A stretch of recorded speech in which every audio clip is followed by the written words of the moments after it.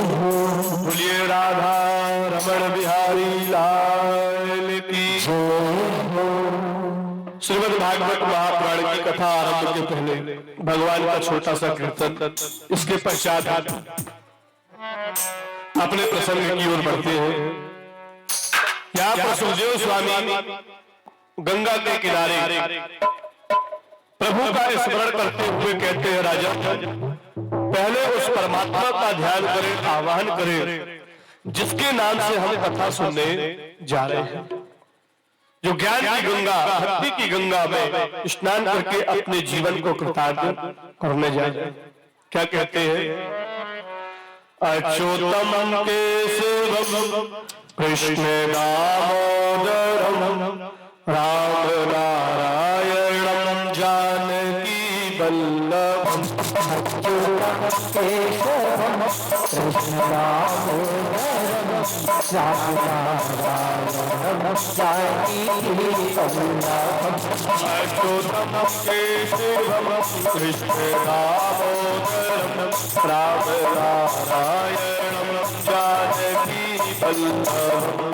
अच्युतम केशवम कृष्ण दामोदरम राम नारायणम जानकी वल्लभम। तो कहते हैं भगवान आते नहीं, कौन कहते हैं भगवान आते नहीं। कौन कहते हैं भगवान आते नहीं, कौन कहते हैं भगवान आते नहीं। तो मेरी राधे से बुलाते नहीं, तो जैसे बुलाते नहीं।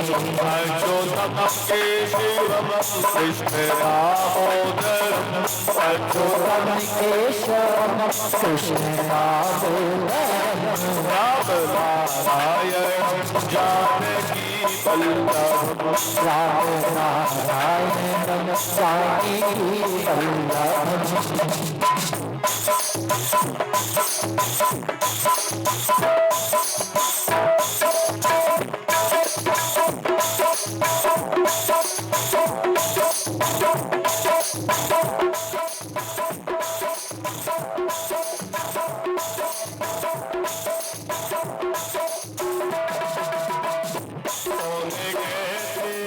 भगवान खाते नहीं, कौन कहते हैं भगवान आते नहीं। कौन कहते हैं भगवान खाते नहीं, कौन कहते हैं भगवान आते नहीं। तेरे सबरी के जैसे खिलाते नहीं, तेरे शबरी को वैसे खिलाते नहीं।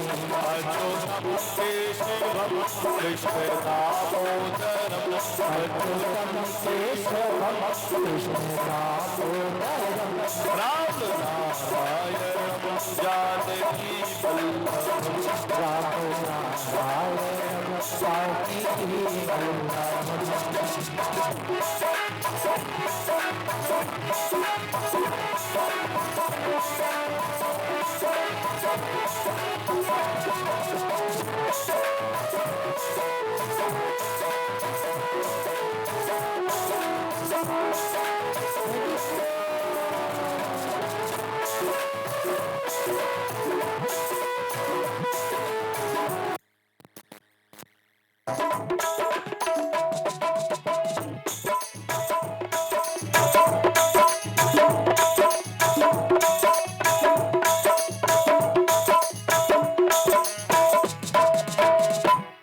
बोले वृंदावन बिहारी लाल की जय हो।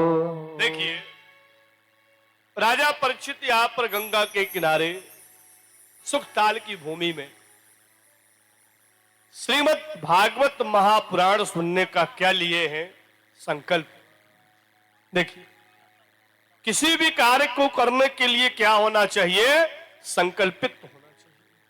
कोई भी कार्य जब तक हमारे मन में, हमारी वाणी में, हमारे कर्म में संकल्पित नहीं होगा, तब तक हमको वो चीज का उद्धार नहीं हो सकता।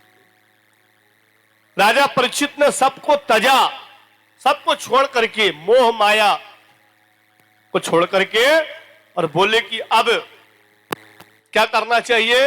भगवान का भजन। क्यों? क्योंकि अब ये संसार में किसी का कोई ठिकाना नहीं है।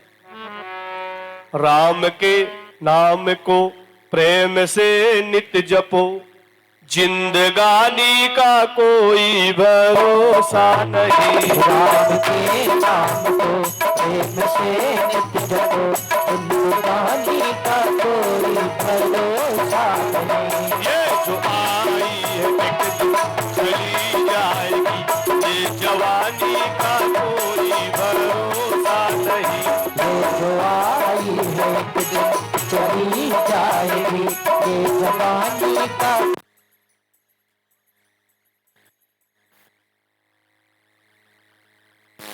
भरोसा नहीं, ना ही मृत्यु प्रतीक्षम, मृत्यु कभी किसी का इंतजार नहीं करती।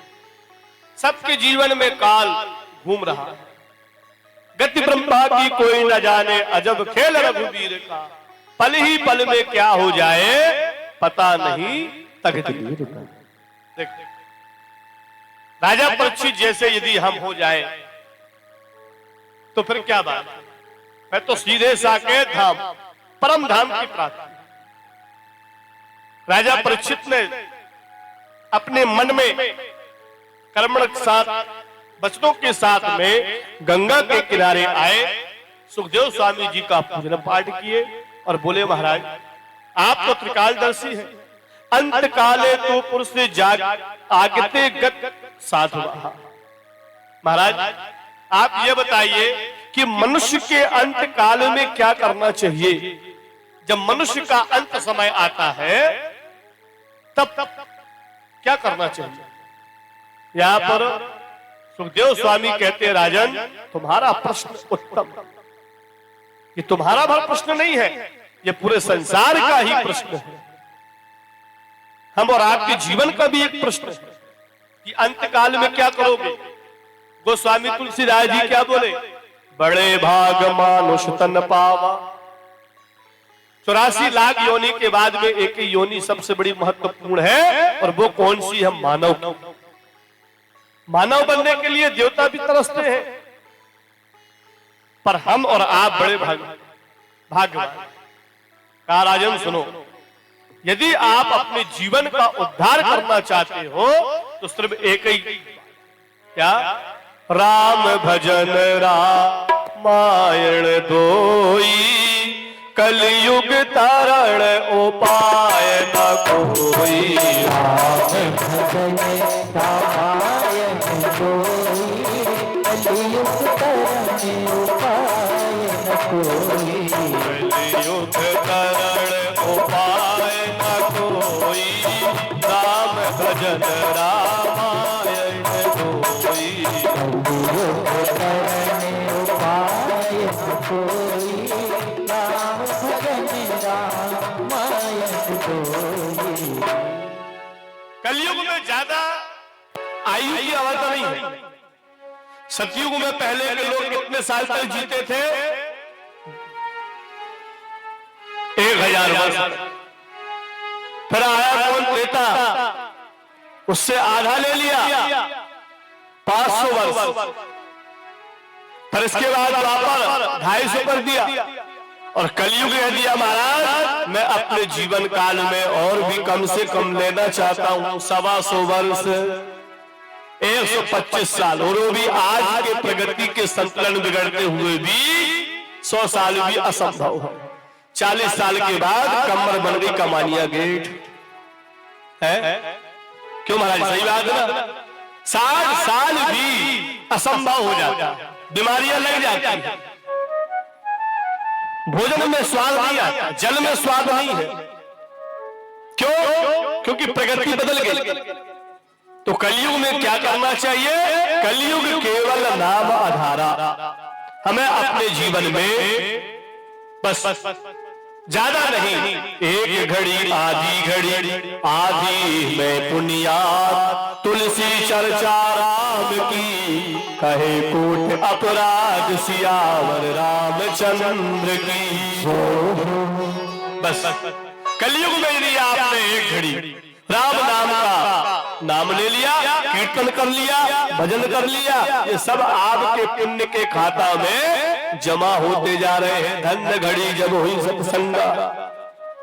हम और आप बड़े भाग्यवान हैं जो भागवत के माध्यम से हमारे भैया पंचेश्वर महाराज जी जो भागवत के यहाँ पर आयोजन कर रहे हैं, वो अपने लिए भर नहीं है, जितने भी ये प्रांगण में आएंगे उन सबका भला, जहां तक ये आवाज जा रही है उन सबका भला हो। कुआं खुदवाता है तो क्या वो अकेले पानी पीता है? कितने जीव आकर के उसमें पानी पी करके तर जाते हैं। पेड़ लगाता तो क्या अकेले फल खाएगा? न जाने कितने जीव जंतु फल खा करके तृप्त हो जाते हैं। इसी प्रकार ये भागवत का भी फल ऐसा है, तो जितना आएगा सुनेगा उसी का जीवन उद्धार हो जाएगा। बोलिए श्रीमद् भागवत भगवान की जय।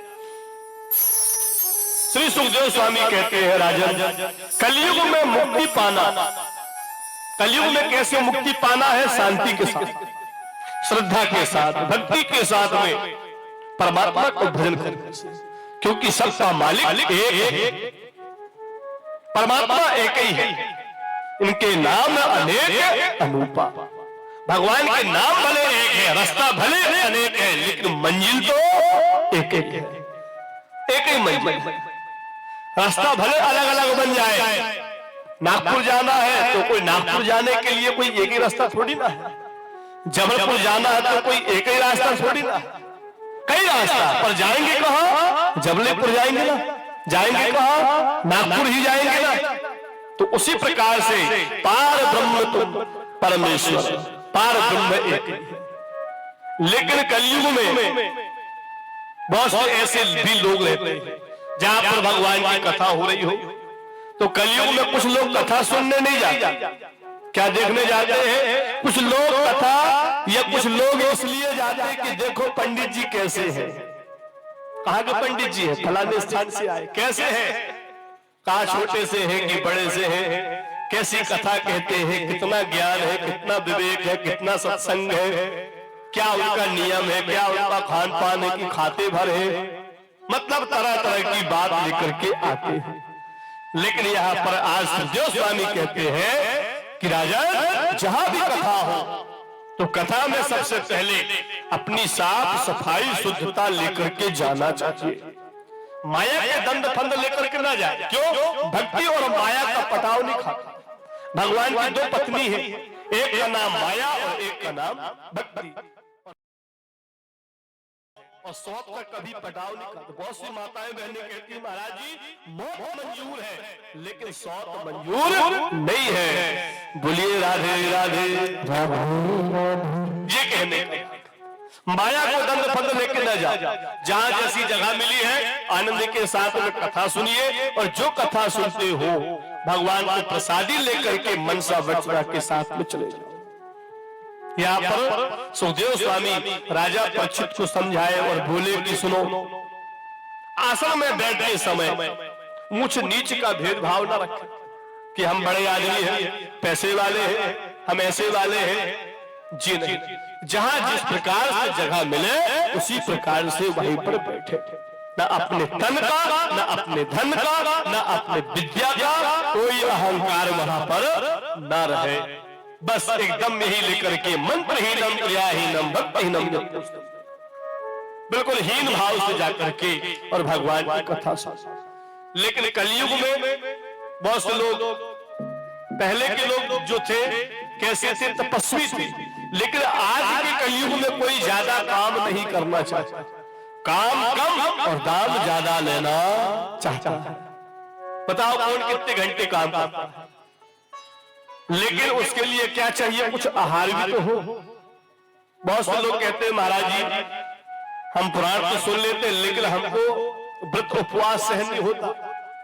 तो भैया कलयुग में ही हमारा प्राण कायम में है, अपनी आत्मा को इतना मत खाओ कि ध्यान जावे रोटी में और आग लगे पोथी में। ऐसा भी ना हो, थोड़ा सा बाल भोग ले लो, फिर शाम के पूर्ण भोग लेकर के और भगवान का फिर भजन करो, तब आनंद ही आनंद परमानंद। क्योंकि कलयुग ने कह दिया था मैं ज्यादा किसी को परेशान नहीं करूंगा, मैं ज्यादा किसी को परेशान नहीं करूंगा, खाएगा पिएगा राम नाम करेगा, उसका जय सिया राम हो जाएगा। अब तुम भी भैया उपवास रह करके और भगवान का भजन कर रहे हो तो तुम्हारी आत्मा भी तो दुख रही है, मत तो तुम मजबूरी में कर रहे हो। तो ऐसा नहीं, कुछ थोड़ा बहुत जलपान कर लो, लेकिन भोजन कैसा हो सात्विक हो, जल कैसा हो शुद्ध हो, अन्न कैसा हो शुद्ध हो। जैसा अन्न खाओगे वैसा मन। अब ज्यादा मरो जो भी भोजन ना खाए, नहीं तो कथा में बैठोगे तो अलाली आएगी, आलसीपन आएगी, और भोजन बिल्कुल साफ सात्विक, तामसी भोजन नहीं, सात्विक भोजन। मात्र हमारी भूख मर जाए, भूख का सताव हमको ना रहे, हमारा ध्यान किसमें रहे, भगवान के ध्यान में। कहा राजन ये सही, ये सब भागवत सुनने और करवाने का आयोजन किए उनके एक नियम। यहाँ पर सुखदेव स्वामी कहते हैं महाराज देखो, हरि अनंत हरि कथा अनंत, हरि अनंत हरि कथा अनंत, हरि अनंत हरि कथा अनंत, हरि अनंत हरि कथा अनंत, नहीं कहीं बहुविधि सब क्षमता, नहीं कहीं बहुविधि सब क्षमता, हरि अनंत हरि कथा अनंत। हरि अनंत हरि कथा अनंत। यहाँ पर सुखदेव स्वामी कहते हैं राजन भगवान की महिमा अनंत। भगवान शंकर ने जब पार्वती को सुनाई कि भवानी भगवान की महिमा और उनकी कथा का कोई पार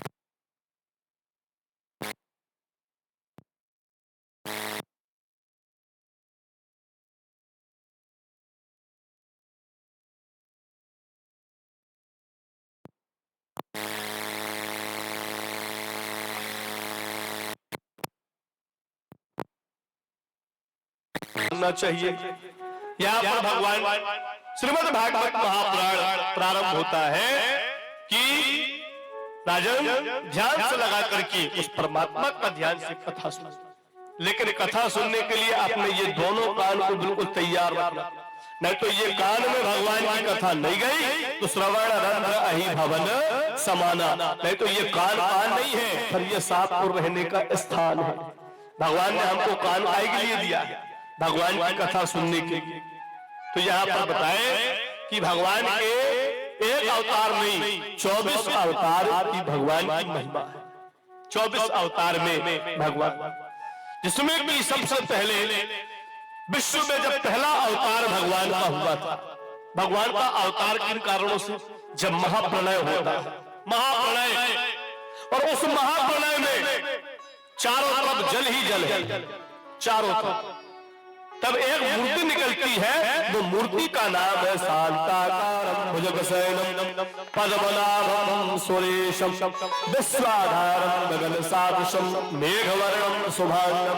एक मूर्ति निकली, और वो मूर्ति कैसी है, बिल्कुल शांत शांत मूर्ति। वो मूर्ति में कोई किसी प्रकार का, और वही मूर्ति का नाम क्या है, भगवान विष्णु। शंखम चक्रम पदम वरमाला विभूषितम, एक हाथ में चक्र, वरमाला पहने हुए, गदा रखे हुए, शांताकारं भुजगशयनं, शेषनाग उनकी सैया पर बन करके विराजमान। फिर भगवान विष्णु के नाभि से क्या निकला, कमल, और कमल की नाभि से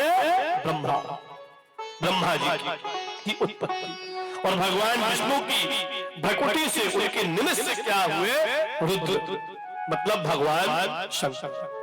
जब ये तीनों सृष्टि में आए तो तीनों ने इन्होंने कहा कि हमारा नाम बताओ, हमारा काम बताओ।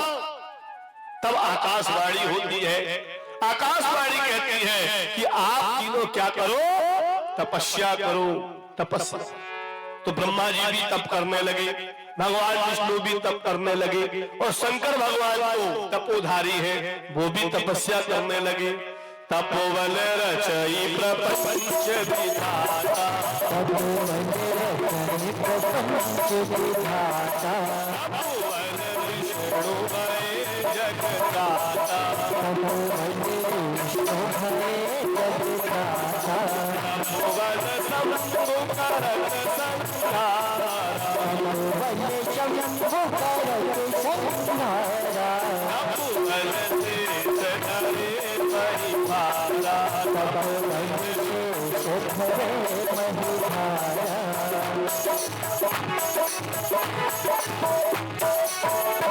ब्रह्मा जी जब तपस्या करते करते उनको मिल गया काम मिल गया। काम क्या मिला? ब्रह्मा जी आपका काम क्या है? रजोगुणी। रजो मतलब उत्पन्न करो, पैदा करो।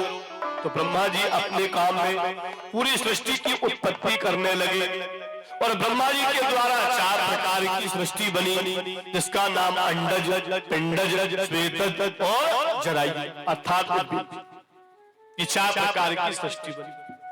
भगवान विष्णु भी तपस्या करते करते उनको भी काम मिल गया। भगवान विष्णु का काम क्या हो गया? सतोगुण, कि जगत के पालन पोषण हार करने वाले आप ही हो जाओ। अपने भोले बाबा भी तपस्या किए तो उनको भी काम क्या मिल गया? तमोगुण, माने संहार करो। सारे भक्तों का संहार करने वाले देवादिदेव महादेव बोलो शंकर भगवान की जय। बोलिए हर हर महादेव। ये फिर यहाँ पर शेषनाग पृथ्वी का भार रखने वाले और तप आधार जब सृष्टि भवानी, भवानी अर्थात शक्ति। ब्रह्म तभी कोई भी कार्य कर पाएगा जब उसके आधार में शक्ति हो, और शक्ति नहीं है तो ब्रह्म का कोई भी कार्य आगे बढ़ नहीं सकता। बोलिए आदि शक्ति जगदम्बा की जय। उसी का नाम क्या है? आदि शक्ति। जन माया वशीवर्तक। जहां तक ये संसार है पूरे ब्रह्मांड की शक्ति देने वाली उसी का नाम शक्ति। शक्ति एक ही है लेकिन उसके कार्य और रूप अनेक हैं। एक शक्ति हमारी माता है, एक शक्ति हमारी पत्नी है, एक शक्ति हमारी बहन है, और एक शक्ति पूरी संसार की शक्ति है। एक शक्ति लक्ष्मी है, एक शक्ति ताकत है, एक शक्ति भक्ति है, एक शक्ति छाया है। ये सब उनके रूप अलग अलग रूप में जाकर के, और ये सारी शक्ति जैसे पूरे संसार का जल कहाँ जाकर के समाहित होता है? समुद्र के पास। उसी प्रकार सारी शक्ति शंकर भगवान के पास। ब्रह्माणी रुद्राणी तुम कमला रानी, आगम निगम बखानी तुम शिव पट। बोलिए शंकर भगवान की जय। आदि शक्ति जय जग उपजा, आदि शक्ति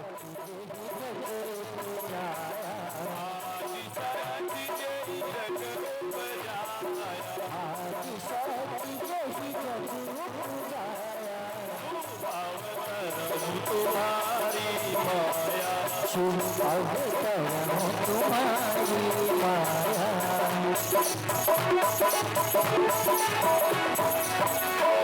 ये पूरे शक्ति के दम पर और ब्रह्म के दम पर ये पूरी शक्ति अर्थात पूरी सृष्टि की उत्पत्ति हुई। परमपिता ब्रह्मा जी ने, भगवान विष्णु ने और शंकर भगवान और शक्ति के सहयोग से ये 5 तत्व की उत्पत्ति।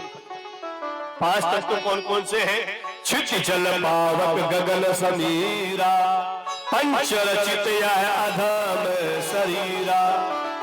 हम जितने भी यहाँ पर खा रहे हैं, पी रहे हैं, जी रहे हैं, बता रहे हैं, बोल रहे हैं, कमा रहे हैं, ये सब ये 5 शक्ति की ही देन। जो पहला तत्व क्या है? भूमि। ध्यान से सुनो, भूमि है। और पहला तत्व हमको क्या मिला? भूमि से गंध और सुगंध, जिसका एंटीना हमारा नाक है। ये कराता है, एक सिग्नल देता है। जैसे हम कोई रास्ता से जा रहे हैं और ये कोई अच्छी खुशबूदार होगी तो ये नाक ही बता देगा, ठीक है ना। और ये नाक में बहुत बड़ी विशेषता है। सोते समय पूरा अंग सोएगा लेकिन एक ही फेस नहीं सोएगा, और एक ही दिन सोएगा उसी दिन उल्टा भाजा बच जाएगा। लो भागवत भगवान की। तो ये नाग से और भूमि का गंध सुगंध, और इसी भूमि से जैसे हम आए हैं वैसे जाए। माटी का दाना उगाए हो, माटी का दाना खाए हो, और एक दिन माटी में ही चले। मतलब कहने का भाव ये पहला भू। और एक बात और है, देवी भागवत में लिखा है, मधु कहकर दो मारे सुर भय हीन हरे, चंड मुंड संघारे सोड़ित बीज हरे।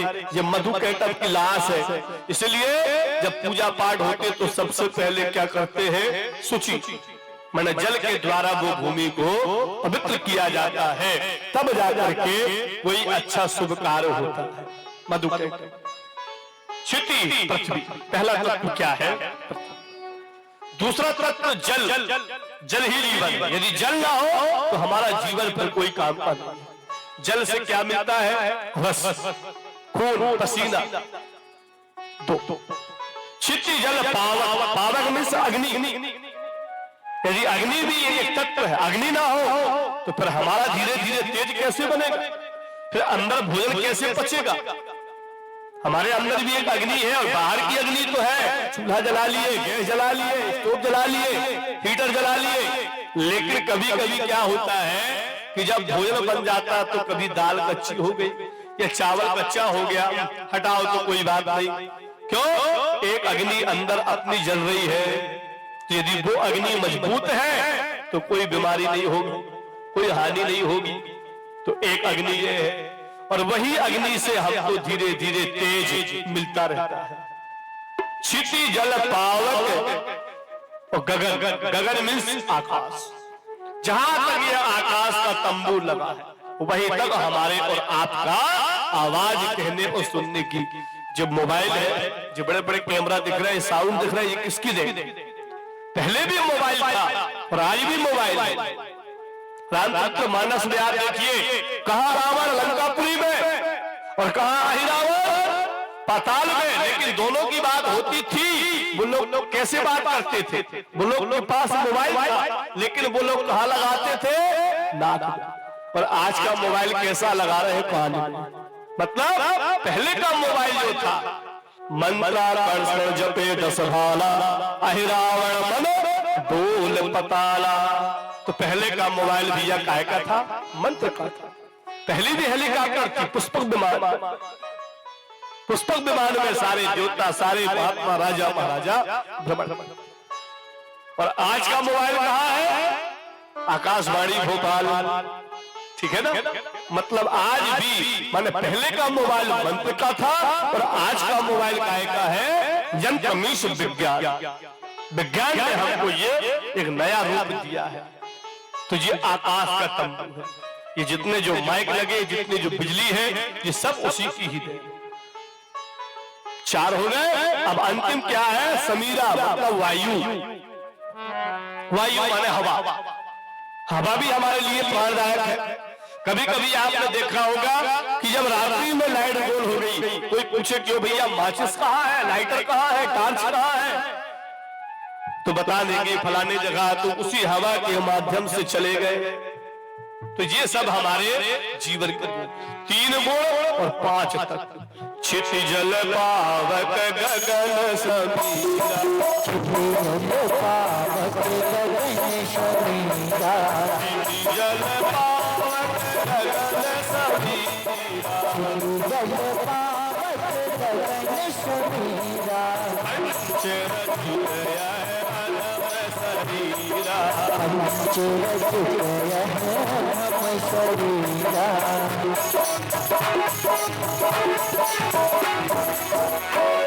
ये 5 तत्व, रजो सतो तमो, ये 3 गुण हमेशा 24 घंटा हमारे साथ रहते हैं।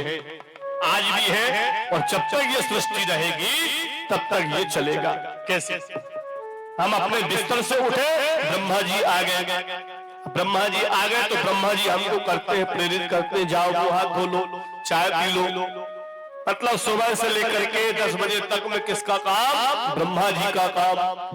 अब फिर स्नान करेंगे, पूजा करेंगे, भोजन करेंगे। तो ड्यूटी वाले ड्यूटी में चले गए, व्यापार करने वाले व्यापार में चले गए, खेती करने वाले खेती में चले गए तो पूरा दिन भर का काम किसका आ गया? भगवान विष्णु का।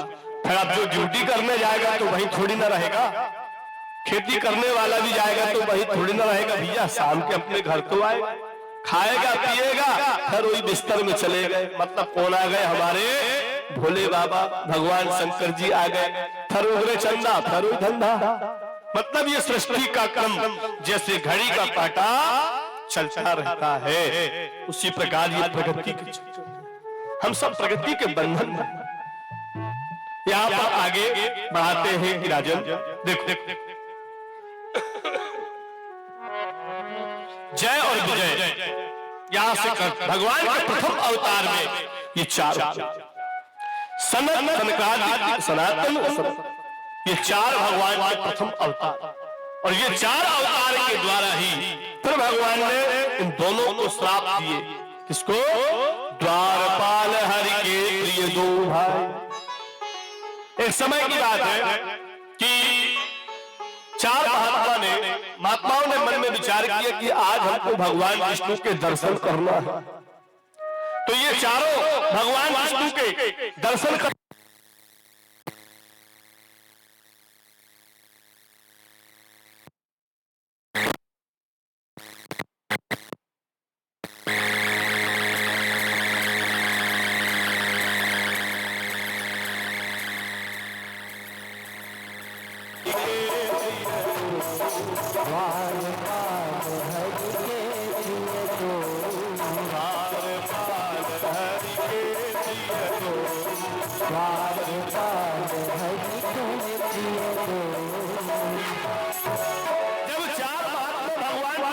दर्शन करने जा रहे थे तो ये दोनों ने जय और विजय रोक लगा दिए। कहा महाराज आप अंदर नहीं जा सकते। चार महात्माओं ने कहा क्यों नहीं जा सकते भैया, भगवान के दर्शन करने में कोई रोक टोक है क्या?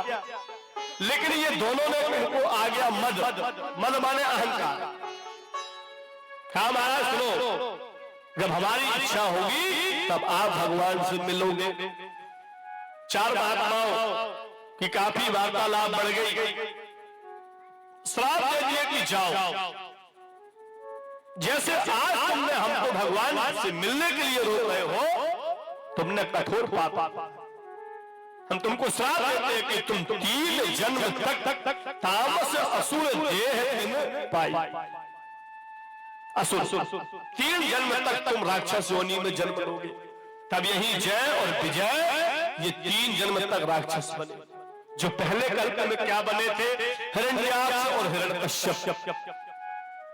दूसरे कल्प में रावण और कुंभकर्ण, और तीसरे कल्प में कंस और शिशुपाल। ये 3 जन्म तक दोनों भगवान के शरण में गिर गए और बोले महाराज हम सब कुछ कर रहे, हमको ठीक है, लेकिन हम मृत्यु लोक नहीं जाना चाहते, क्योंकि मृत्यु लोक में कुछ नहीं रखा है। लेकिन भगवान कहते हैं कि अब श्राप तो हो गया है, तुम जिस भगवान से मिलने के लिए हमको रोक लगा रहे थे, उसी भगवान के द्वारा उनका अवतार होगा और तुम अपने श्राप से मुक्त हो जाओगे। बोलिए लीलाधर भगवान की जय हो। उतने में आ गए भगवान विष्णु जी। भगवान विष्णु जी पूरी बात सुने। भगवान भी कहते ये भी हमारी इच्छा थी है। भगवान भी कहते कि हम कैसे जाएं, कैसे अवतार ले, तो कोई ना कोई माध्यम तो होना चाहिए। तो माध्यम ये बने। तो पहले कल्प में हिरण्याक्ष धनुवंश में तो ये पृथ्वी माता को चुरा करके और कहां ले गया था? पाताल में। और पाताल में लेकर के पृथ्वी माता भगवान से पुकार करती है और कहती है प्रभु दीन दयाल विरत संहारी,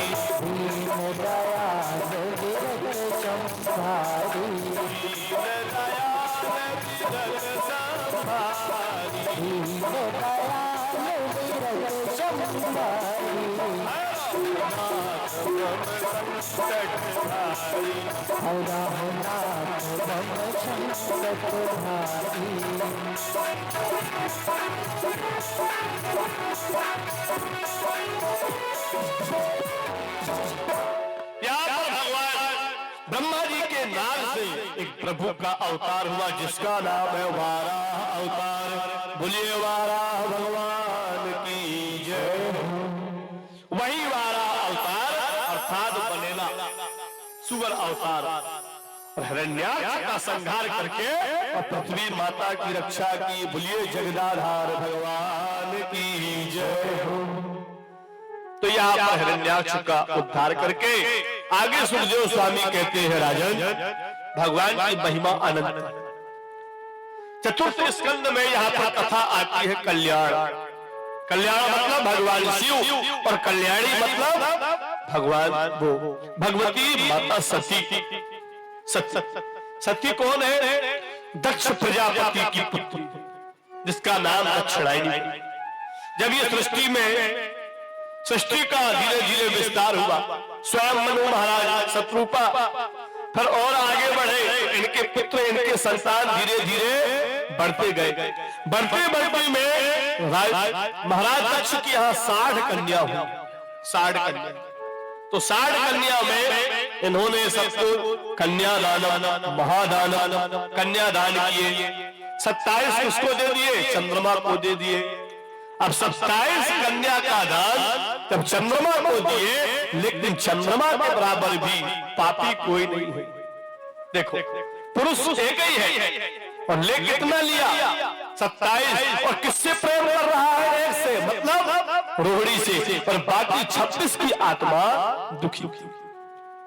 तब यहाँ पर वो 26 कन्या कहते हैं महाराज कि हम पिताजी के लिए इतने भारू हो गए कि पुरुष एक ही है और इतनी सारी कन्या का दान।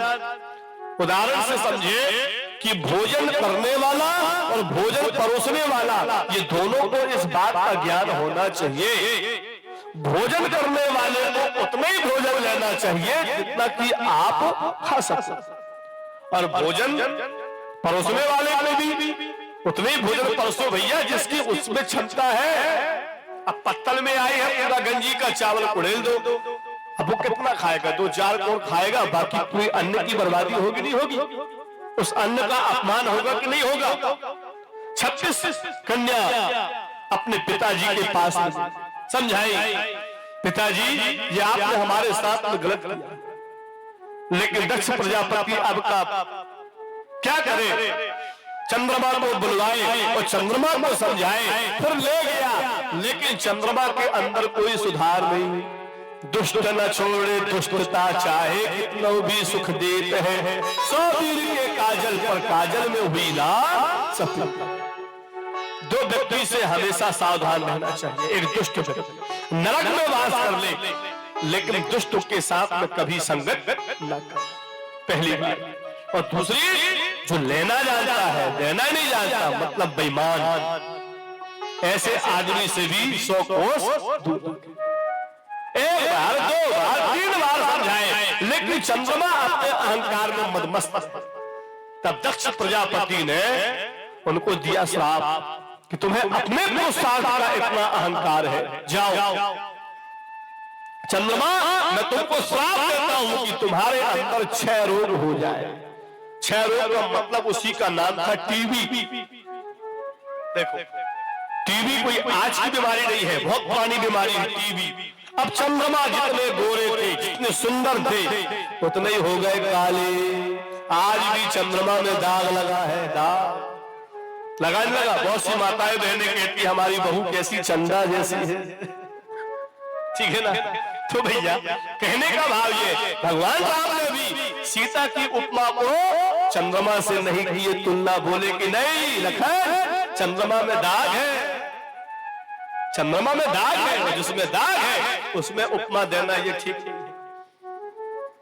फिर नारद जी के अनुसार चंद्रमा जी ने तप किया महाराष्ट्र में जाकर के, और वहीं पर इस शिवलिंग की स्थापना की। तो 12 ज्योतिर्लिंग में एक लिंग आता जिसका नाम श्री सोमनाथ ज्योतिर्लिंग। प्रिय सोमनाथ भगवान की जय हो। तब जाके चंद्रमा अपने श्राप से मुक्त हुए थे। 13 कन्या किसको दिए? कश्यप महाराज। कश्यप जी के यहाँ पर भी 2 प्रकार के संतान हुए, जैसे देवता और दानव। देवता और दानव कौन है? भाई भाई है, लेकिन भाई भाई में भी तालमेल नहीं है। आज भी देखो, परिवार में देखो, समाज में देखो, भाई भाई के बराबर संसार में सबसे ज्यादा कौन सुखी है? एक बात याद रखना, कोई खेती बाड़ी से सुखी नहीं रहता, कोई धन दौलत से सुखी नहीं है। जो व्यक्ति अपने भाई भाई में प्रेम है वही सबसे बड़ा धनवान है, वही सबसे बड़ा धनवान है।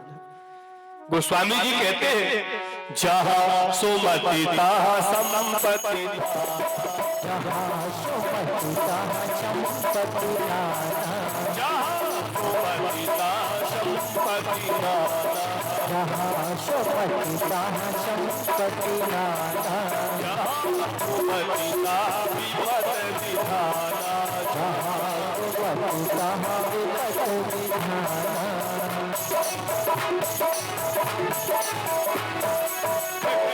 भाई दो हो, भाई भाई से बढ़कर के कोई प्रेम नहीं और भाई भाई से बढ़कर के कोई दुश्मन नहीं। ठीक है ना? अब एक भाई कोई दानव बन जाए तो कोई मानव बन जाए तो कोई देवता बन जाए।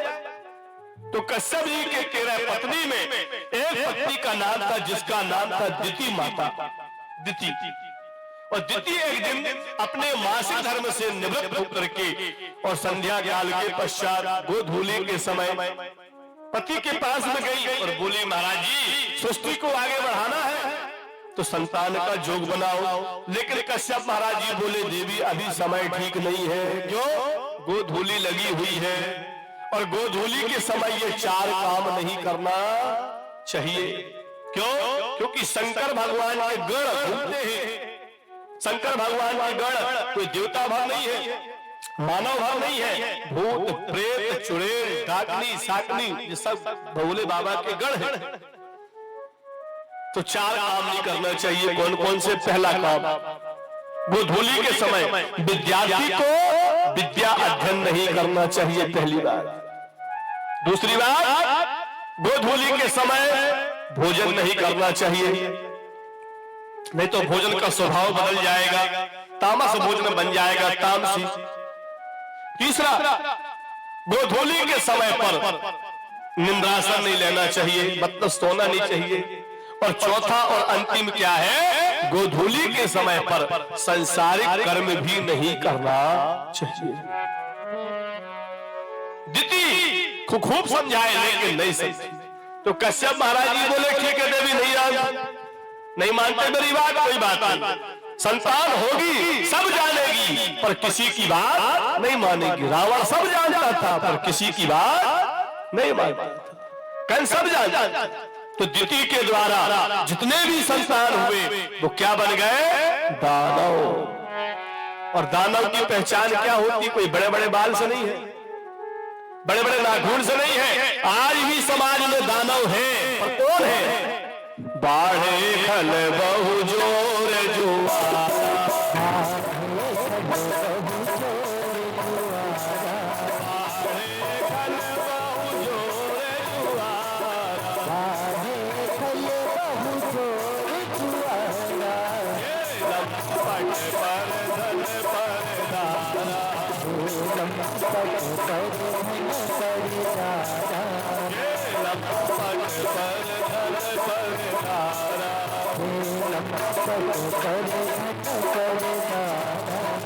आज भी समाज में देखो जो बन गए दानव। दानव कैसे बनते? बहुत लोग कहते हैं महाराज राक्षस हो गया।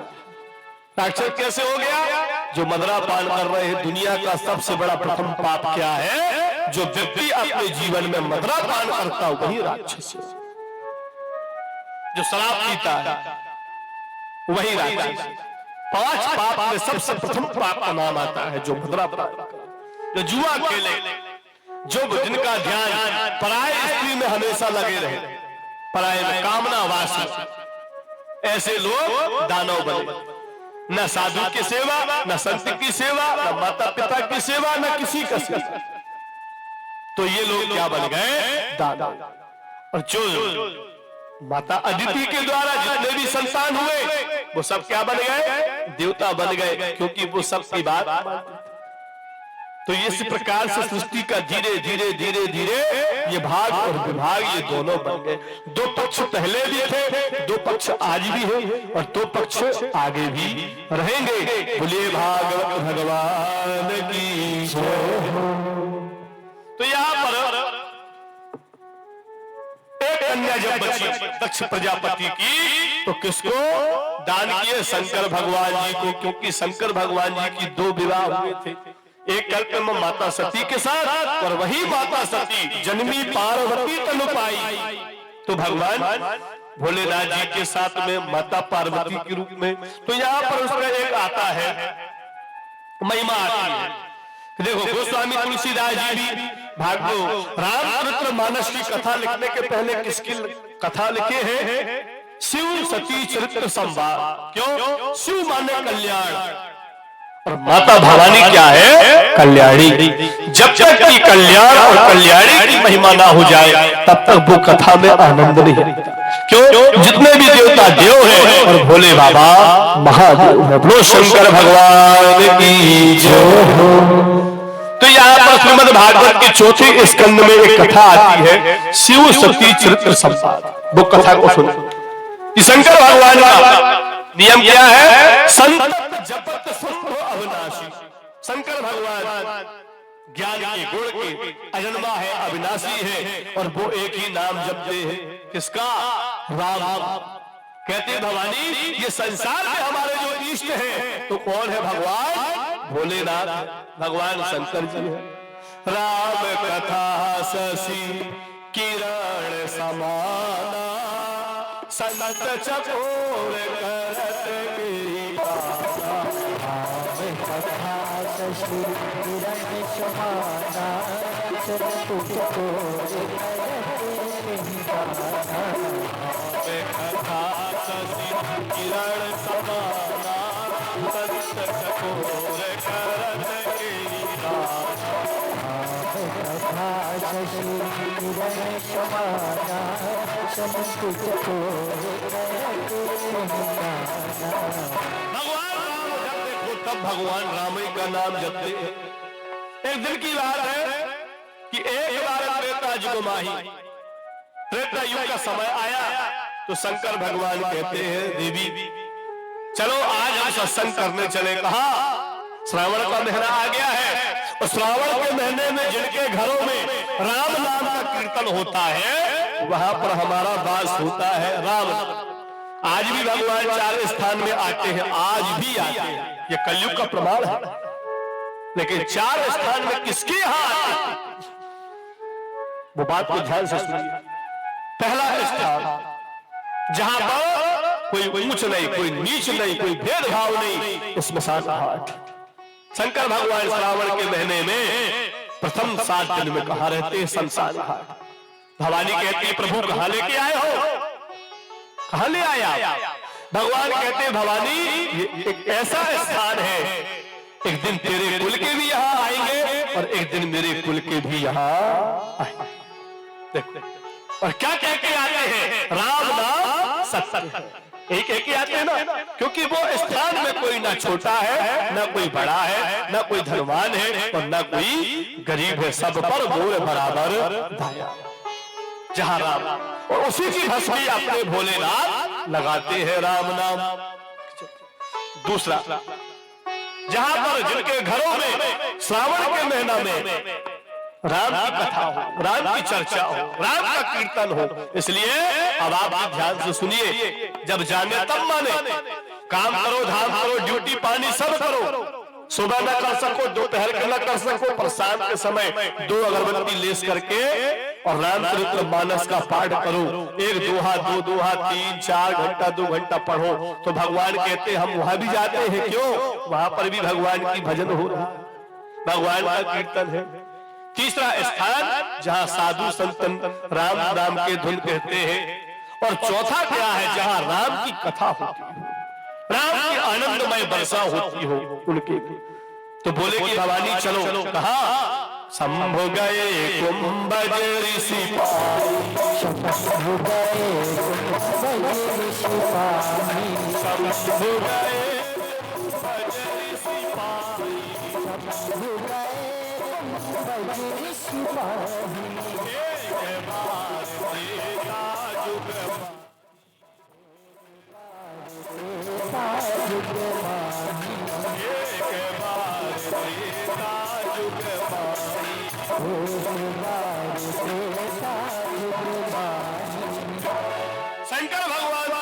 कहां चले गए? कुंभज मुनि अर्थात अगस्त मुनि के आश्रम में।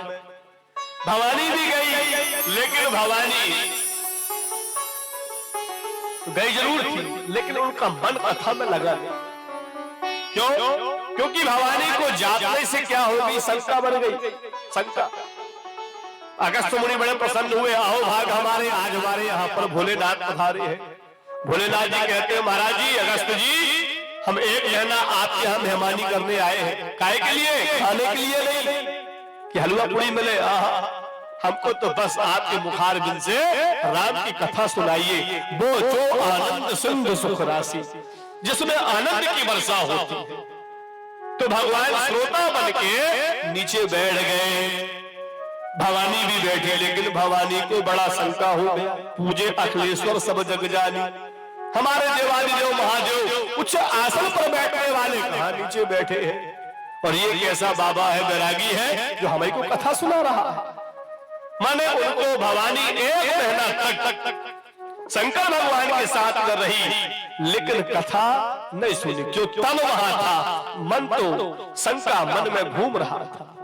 एक महीना जब हो गया, राम कथा मुनि बरज पखानी, सुन महेश परम सुखम, मुनि सन विदा मांग त्रिपुरारी, चले भवन संग दक्ष कुमारी। जब एक महीना पूरा हो गया, देखो संसार में दो प्रकार की मेहमानी होती है, दो प्रकार के लोग होते हैं, होते नहीं होते। एक आते हैं मेहमान, तो मेहमान को क्या कहते हैं? अतिथि। इसकी आने की कोई तिथि निश्चय ना हो, उसका नाम है अतिथि। अब हम भी आपके यहाँ आए हैं, कितने दिन के लिए आए? 7 दिन के लिए आए, नहीं आए है? 29 से लेके 5। जब देवता अपने घर जा रहे हैं, टेंट वाले भैया अपने घर, तो महाराज को भी अपने घर जाना चाहिए, नहीं जाना चाहिए? अब 6, 7, 8, 9, 10 तो आप लोग कहोगे, यार महाराज तो खान खिलाने डटे है, तो ऐसा नहीं।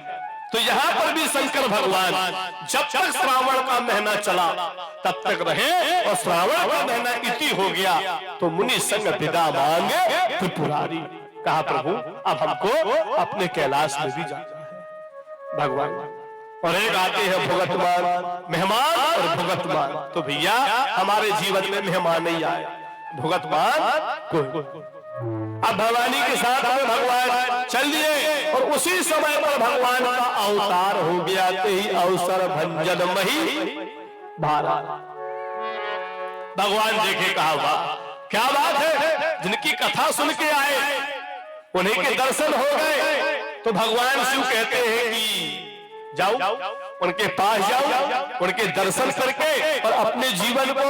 लेकिन भगवान देखे कि आज मेरे प्रभु उदास है। क्यों? सीता की खोज में बन बन घूम रहे हैं, तो आज हमारे प्रभु का मूड ठीक नहीं है। एक काम करो, दूर से प्रणाम करके और भगवान राम नाम का सुमरण करने लगे। लेकिन भवानी कहती है, प्रभु किसको प्रणाम कर रहे हो तुम? ये कौन है? कहा, देवी ये वही है जिनकी हम लोगों ने एक बार तक क्या सुने, कथा सुने। भवानी को बहुत समझाए भगवान, लेकिन भवानी नहीं मानी। क्या? कैसे मानती? कहां से मानती? भवानी तो कथा सुनी होती तो मानती, तो जानती, तो पहचानती। अब यहाँ पर भगवान बहुत समझाए। भगवान कहते, भवानी सुनो, वो मेरे प्रभु हैं जो मुनि धीर जोगी सिद्ध संतत विमल मन जही ध्यावहि। बड़े बड़े सिद्ध, बड़े बड़े पुराण वेद सब लोग उनका गुणगान करते हैं, और तुम कहते हैं वो कैसे राम है। एक काम करो, तुम्हारे मन में यदि कोई शंका है तो जाकर के तुम उनकी परीक्षा लो।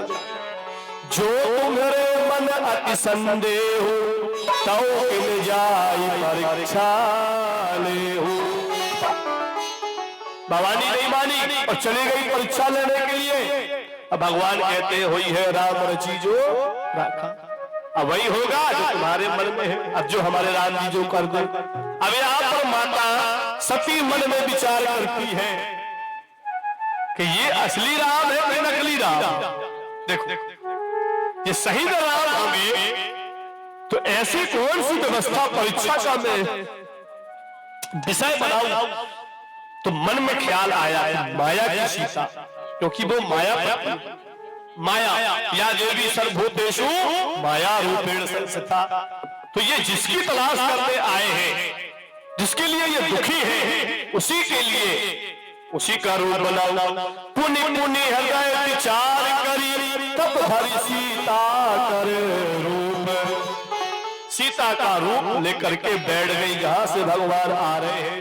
और भगवान राम जी, भगवान लखन लाल जी अब जब देखे कि ये तो हमारी सीता नहीं है, ये तो हमारी माता है, हमारी सीता तो लंका में है, रावण के यहाँ है, तो भगवान राम ज्ञान की मार माने और क्या बोले, जोरी पानी प्रभु की न प्रणाम, जोरी पानी प्रभु की न प्रणाम, जोरी पानी प्रभु की न प्रणाम, जोरी पानी प्रभु की न प्रणाम। पिता समेत पिता समेत चली निज नाम, पिता समेत पिता समेत चली निज नाम। मायाही बाहोरी पास के भवहि बहोरि पहाड़ सुते बिन अकेली फिरऊ कहे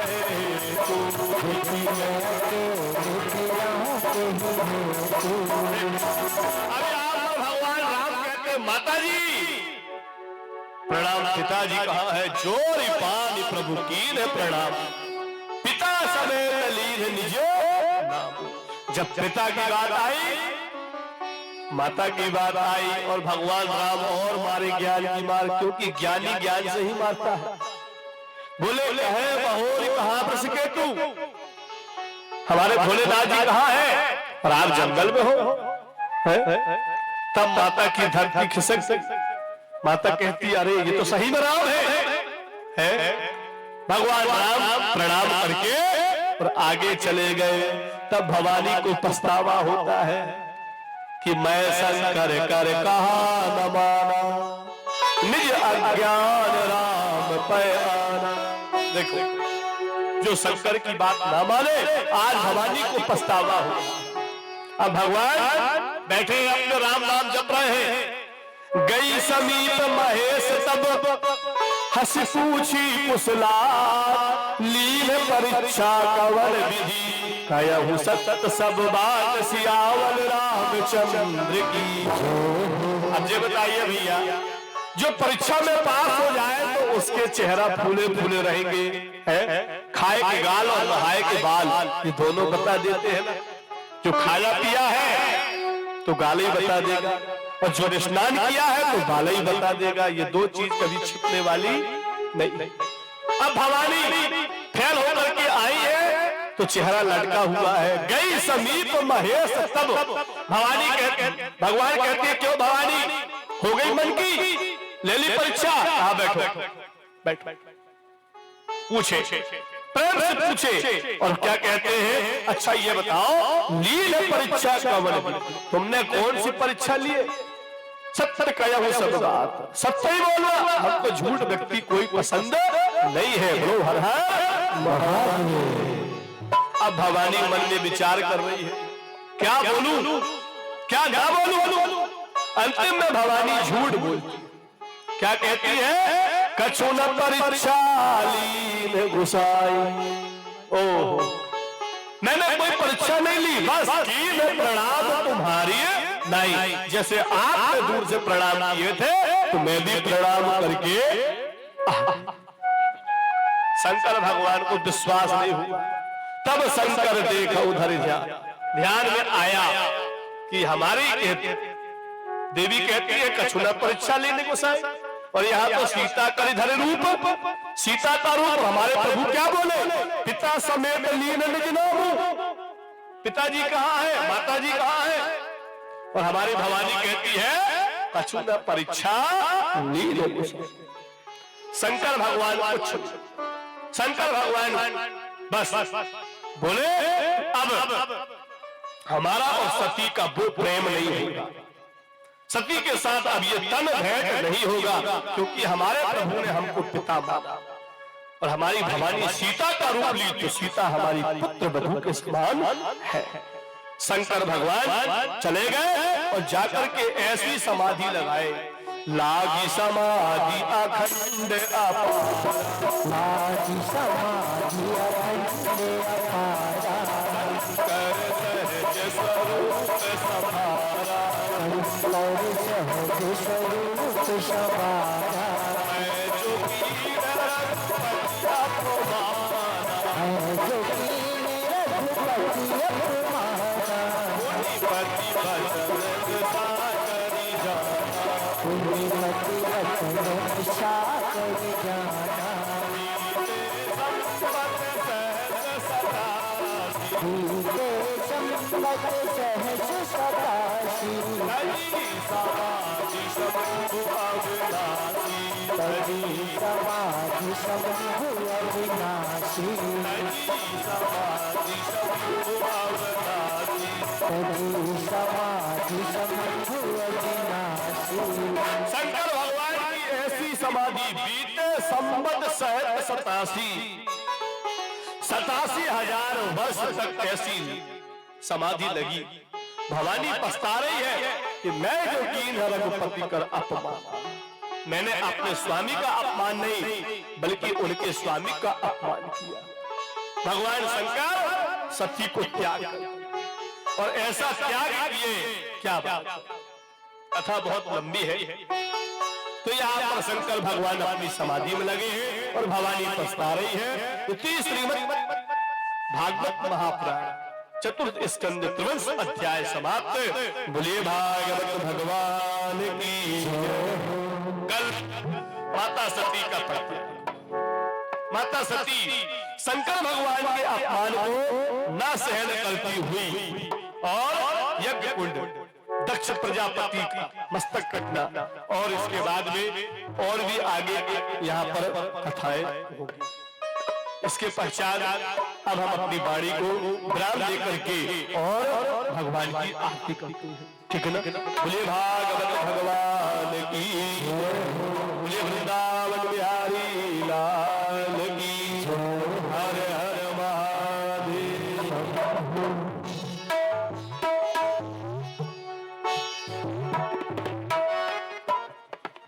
हाँ 2 मिनट आरती।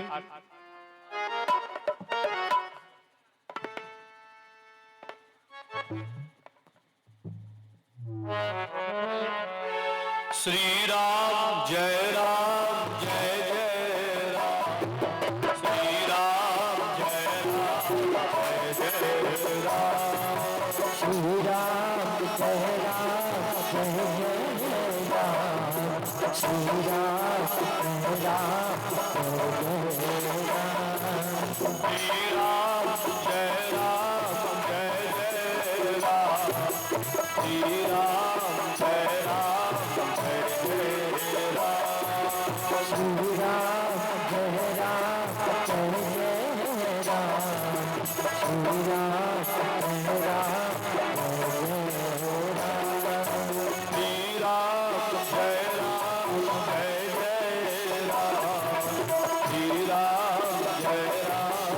जय जय राम, श्री राम जय राम जय जय राम, श्री राम जय राम जय जय राम, श्री राम जय राम जय जय राम, श्री राम जय राम जय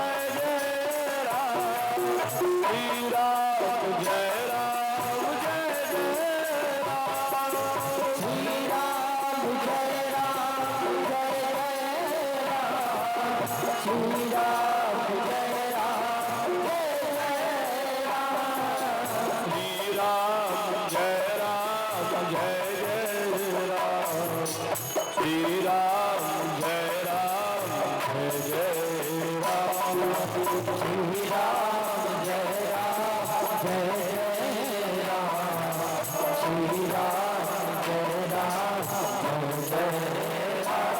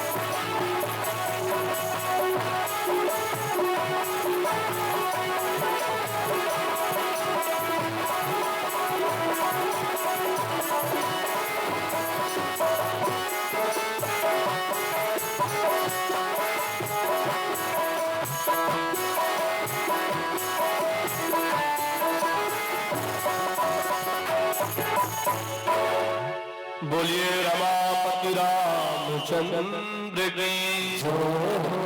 जल्दी करो।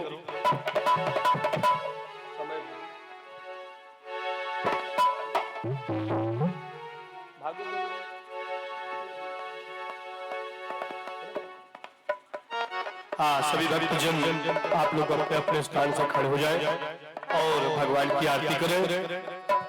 एकाग्रचित होकर के मनसा वाचा कर्मणा के साथ में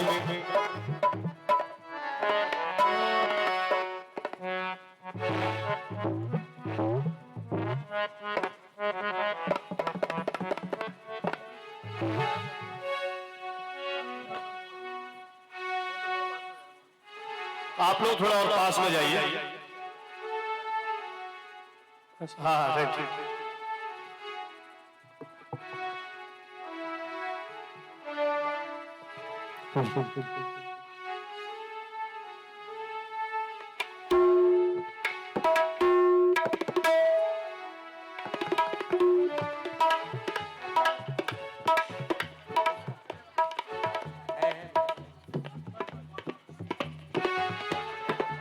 हाँ, थोड़ा जल्दी करो।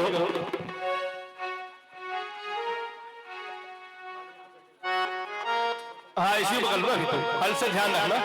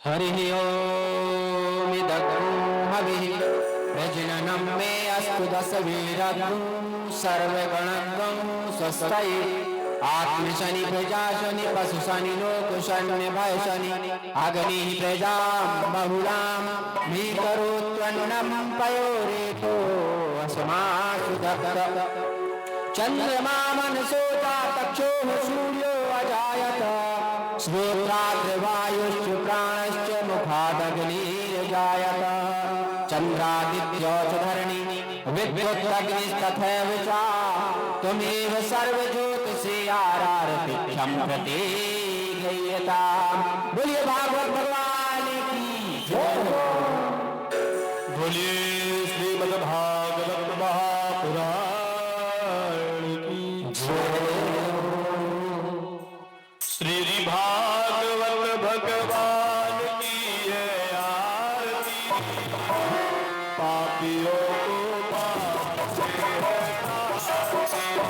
भागवत भगवान की है आरती, पापियों को पाप से हटाती। भागवत भगवान की है आरती,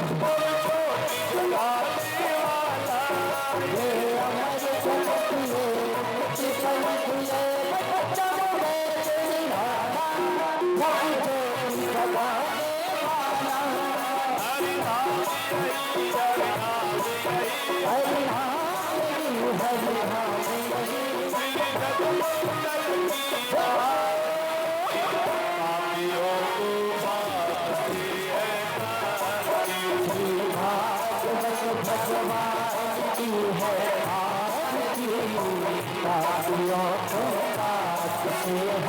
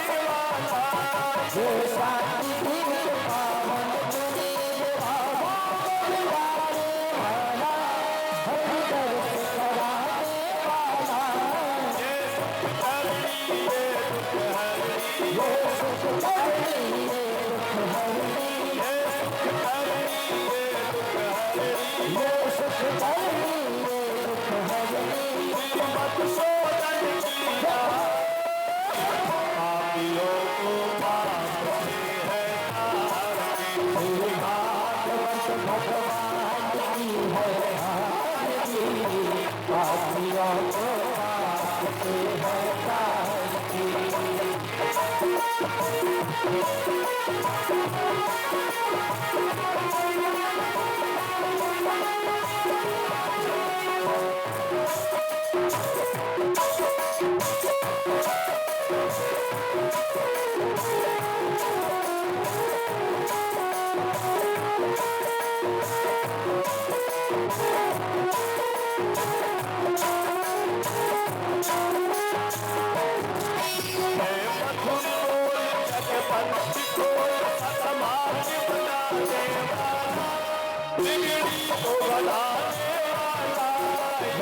मधुर बोल जग पंच खोल सब मार्ग बताने वाला बिजली को बनाने वाला मधुर बोल जग पंच खोल सब मार्ग बताने वाला ज्योति को दिलाने वाला मधुर बोल जग पंच खोल सब मार्ग बताने वाला मुक्ति को दिलाने वाला श्री राम यही घनश्याम यही श्री राम यही घनश्याम यही श्री राम यही घनश्याम यही श्री राम यही घनश्याम यही प्रभु महिमा की पापियों को पाप से है श्री भागवत भगवान की है आरती पापियों को पाप से है तारती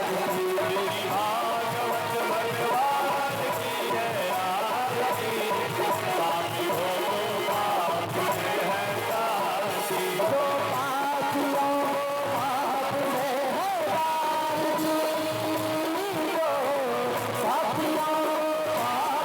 है तारती तो पापियों को पाप से है तारती तो पापियों को पाप से है तारती हो पापियों को पाप से है तारती तो पापियों को पाप से है तारती भागवत भगवान की है आरती पापियों को पाप से है तारती भागवत भगवान की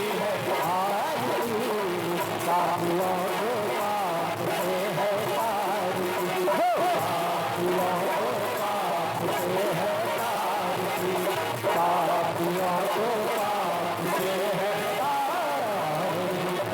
से है बोलिए श्रीमद् भागवत भगवान की आरती जय हनुमान लाला की आरती जय हनुमान लाला की जाके भरत गिरवर कापे जब पावन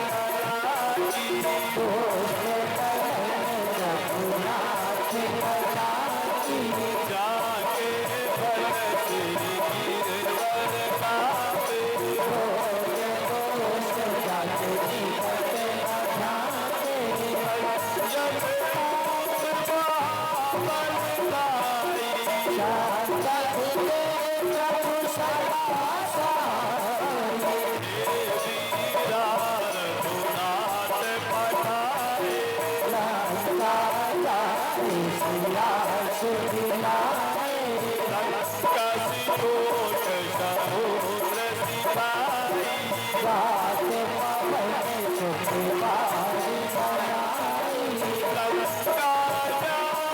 असुर साचारे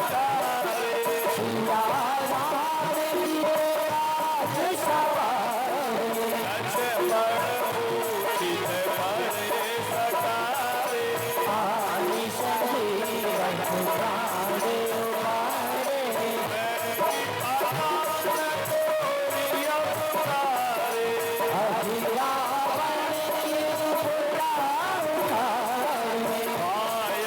भुजा सुर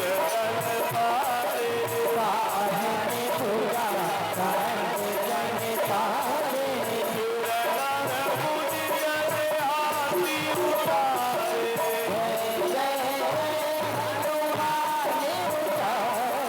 कंचन थाल कपूर नुचाई जो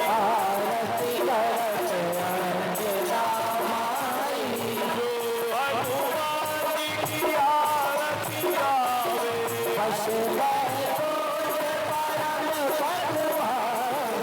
लंका वंश किए रघुराई तुलसीदास स्वामी की रतियाई आरती जय हनुमान लाला की रघुनाथ भला की कर्पूर हरो राम संसार सदा वसंत